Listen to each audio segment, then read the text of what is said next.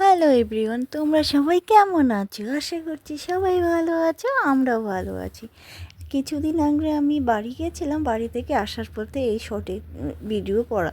এই ভিডিওটা যাচ্ছিলাম সোজা সকাল সকাল বাড়ি আসতে, তখন বাজে 8টা কি 8:30 এরকম কিছু। যেতে যেতে রাস্তার দিকে ভীষণই ঠান্ডা হাওয়া ছিল, তারপরে জ্যাকেট পরেছে তাও ঠান্ডা লাগছিল, এত ঠান্ডা। মেয়ে তো সামনে শুধু এই জামাটাই পরেছে, ভিতরে কোনো হাইনেক পরেনি মেয়ে। তারপরে সোজা গিয়ে আমরা যাব মেডিকেলে। ওখানে মেডিকেলে গিয়ে আমার বরের রিপোর্ট নেওয়া বাকি ছিল, তাই রিপোর্ট নেব ওখানে। মেডিকেলে গিয়ে দেখি যে দোকান খুলেছে, কিন্তু যিনি দোকান খুলেছে ওই দোকানে যিনি রিপোর্ট দেবেন তিনি তখন আসেননি। প্রায় 1-1.5 ঘন্টা ওয়েট করার পরেই তিনি আসেন, তারপরে এসে রিপোর্টটা নেওয়া হয়। রিপোর্টটা নিয়ে মেয়ে স্কুটিতে দাঁড়িয়ে রয়েছে, ওখান থেকে এদিক ওদিক যাচ্ছিল। আমি ওখানে দাঁড়িয়ে সব দিক দিয়ে সকালবেলা মেডিকেলটা ফাঁকা ছিল, কিন্তু পরে ভিড় হয়, 11টা-12টার দিকে ভিড় হয়, ফাঁকাই ছিল।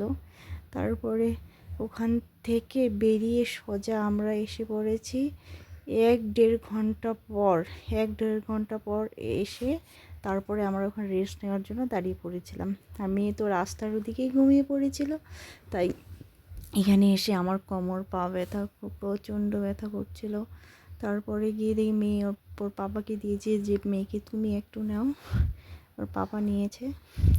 ওখান থেকে নিয়ে আমি হাঁটাহাঁটি করতেছিলাম, করে দেখি আমার মেয়ে সামনে, ওর পাপা বলছিল না কেউ ওকে দাঁড় করাবে। আমি বললাম দাঁড় করাইতে হবে না, মেয়েকে উঠে না, ঘুমাচ্ছে তো ঘুমিয়ে যাক, তার ওদিকে বাড়ি গিয়ে যাক না পাবে। আবার ঘুম থেকে জেগে গেলে আবার স্কুটির মধ্যে নড়াচড়া করে ওটা নেব বায়না করে, বসে থাকবো না, টুপি পরবে না, এরকম কিছু বায়না করে। তার জন্য আমি বললাম ঘুমোচ্ছে ঘুমোক। পুরো রাস্তা তো বায়না করতে করতে এসেছে, ট্যাডি নেবে, হ্যান নেবে, ত্যান নেবে, এটা নিয়ে। তার মেয়েটা স্কুটিতে ঘুমিয়ে, স্কুটির ছোটো ক্যামেরা স্কুটির আয়নাতে মেয়েকে দেখা যাচ্ছিল।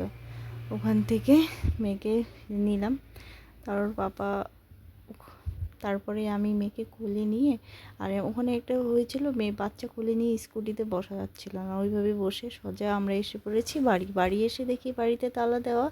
চাবি আনতে গেছিলো আমার বর, এসে দেখি মেয়ে ভীষণই খুশি বাড়িতে এসে। মেয়েকে বললো তোমাকে ভালো লাগছে, মেয়েকে ভীষণ খুশি। তাই ভিডিওটা এখান থেকে শেষ করলাম। তোমাদের যদি ভালো লাগে তাহলে লাইক সাবস্ক্রাইব করে দিও, আমার পাশে থেকো, সাপোর্ট করো আমাকে। Bye bye.